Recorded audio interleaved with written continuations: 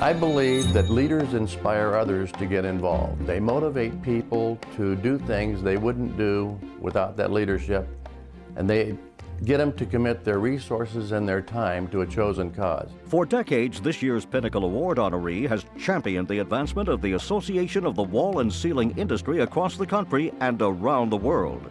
He's a man who loves to travel, and so it's not unusual that Bob Geyer would begin his excellent adventure as a pioneer of sorts. Bob was one of the primary liaisons between the exhibitors, manufacturers, and suppliers with our convention committee for a lot of years as an associate member to AWCI.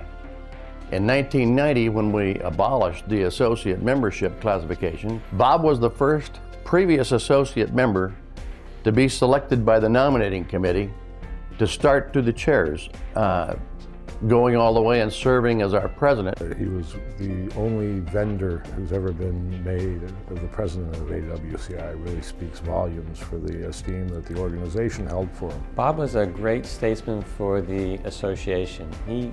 Because of his position with his company, he knew everybody everywhere, having been in the industry for 30 years.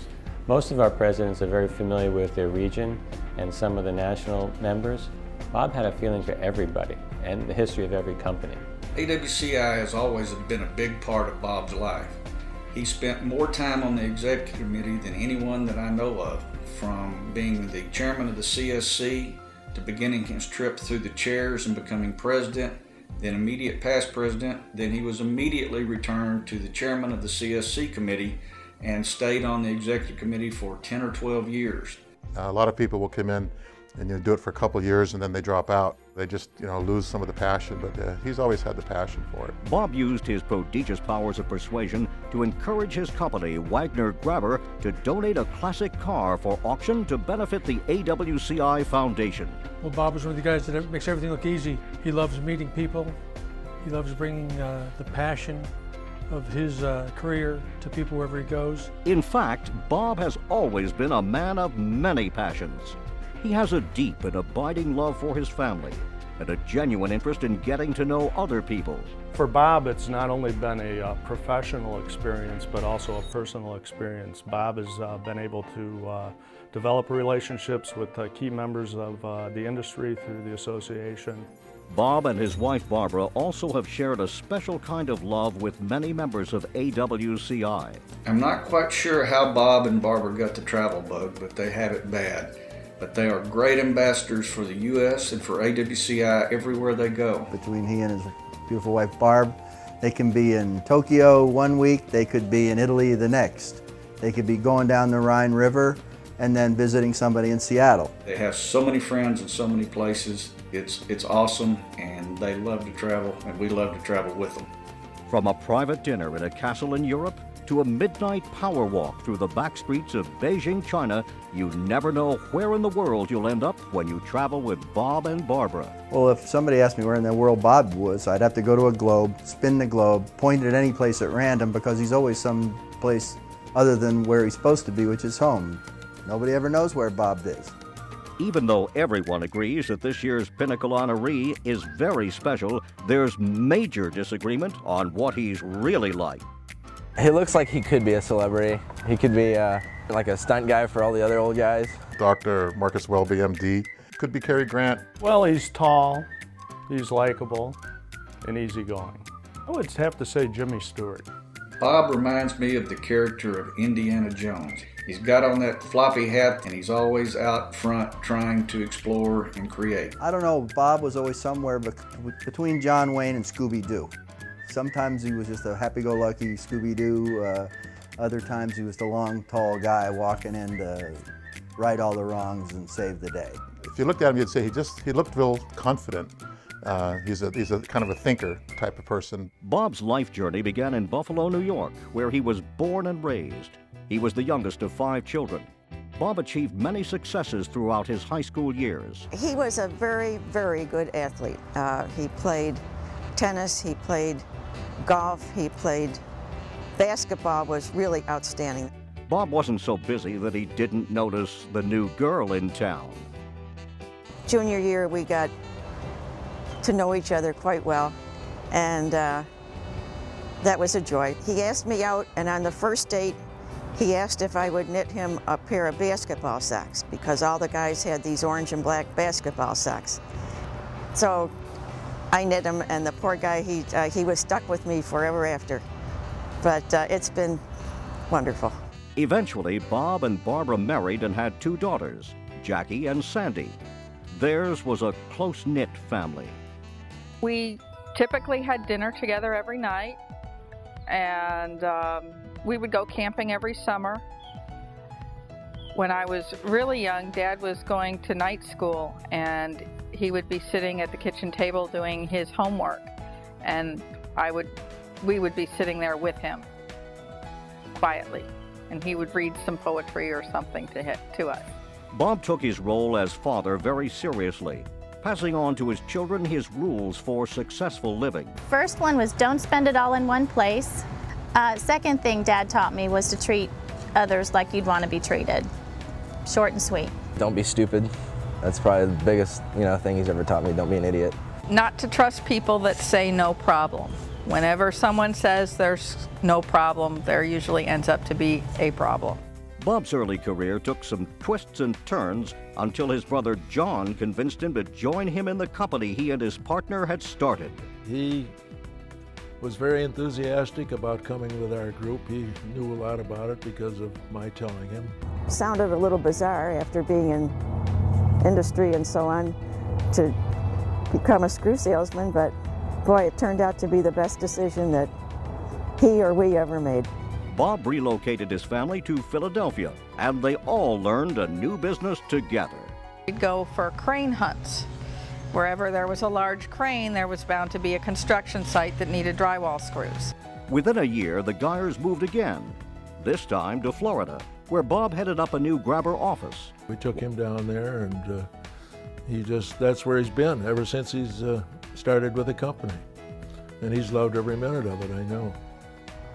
We all got involved in the business because Bob was working many, many, many hours, and I ended up helping out part-time in the office, and Jackie was a good scout, and Sandy put up with us. It was good. It was like a family atmosphere, and he was the father figure, so that's why there's so many long-term employees in this area that have stayed with Grabber. I always think of Bob as being kind of like my business dad. He took me through the ropes. He always had time to talk to me, and he taught me some fundamentals, like he sure showed me the fact that a nice guy can finish first, because he was always a great guy.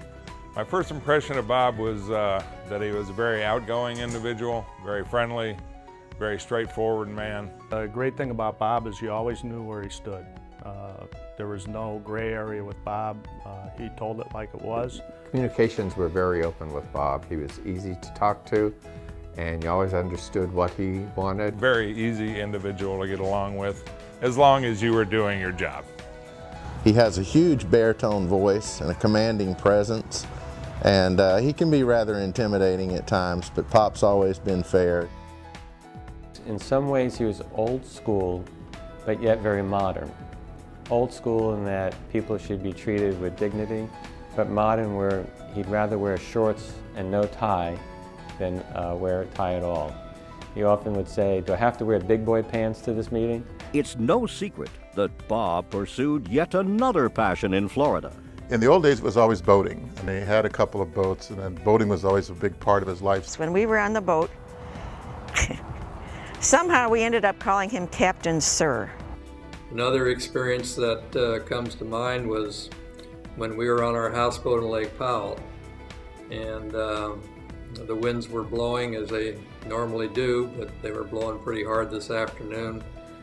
We managed to get a rope caught in one of the props in the engines, and you were navigating, and you were able to take that 65-foot houseboat with the winds blowing, one engine on, through the buoy field, and how we didn't hit anything, I'll never know, but we made it. He was in charge, and it's a good thing he was in charge because he knew what to do. Knowing what to do and doing it with skill, smarts, and sweat is what Bob Geyer has always been about. That's why the Association of the Wall and Ceiling Industry is proud to honor him with the 2008 Pinnacle Award. What he's done with this organization, what he did in our organization, and he's just made a great life for himself, and he deserves every credit that he can get. And I'm so happy that he's got to the Pinnacle. The Pinnacle Award has always been my very favorite activity at the AWCI convention. And to know that you are receiving this means the world. I know to you and to me. And I give you my very, very deepest and heartiest congratulations, honey. Hi, Dad. Congratulations on winning the Pinnacle Award. We're very proud of you. Dad, I just want to tell you how proud I am of you. I know growing up, there were several times you were proud of me and Jackie growing up, and now I get to turn the tables and tell you how proud I am of you. Pop, I'd just like to say congratulations on this incredible award. The 24 years that I've known you, I've always known you to be dedicated to this industry. And if there's anyone that deserves this award, Pop, you sure do. Congratulations, Pop. This is one of many huge achievements. Congratulations, Pop. I'm really proud of you. I'm glad that you're my Pop, and congratulations. Bob, congratulations. You deserve it. You've earned it. You just have done an awesome job, and you throw a huge shadow. Bob, congratulations. Well deserved. Well deserved. Bob, congratulations from me and Cindy. Barb, hello. It's been great knowing you all, and thank you. Congratulations, Bob. It's a wonderful achievement. You deserve it. And I've enjoyed knowing you and your family for the past 24 years. Thank you very much for the opportunity. Good luck. Congratulations, Bob, on getting the Pinnacle Award. There's nobody in our industry, in our company, or anywhere that I can think of that's more deserving than you. You're a wonderful guy. Congratulations. Way to go. Congratulations, Bob, on winning the Pinnacle Award. You deserve it. You and Barbara exemplify the spirit of that award and the pinnacle of your profession. You truly deserve the award. Congratulations, and we love you. When I heard that you were going to achieve the Pinnacle Award, I went up and looked at the definition of pinnacle, and it is the ultimate standard that one can achieve. It is the highest station one could hope to achieve. If ever there was a person who has earned such distinction, it is you. Congratulations, my friend. Everybody else knows you as Bob or Pop or Mr. Geyer, but Jackie and I get to call you Dad, and it's such an honor and a privilege, and I feel so blessed that God gave me to you.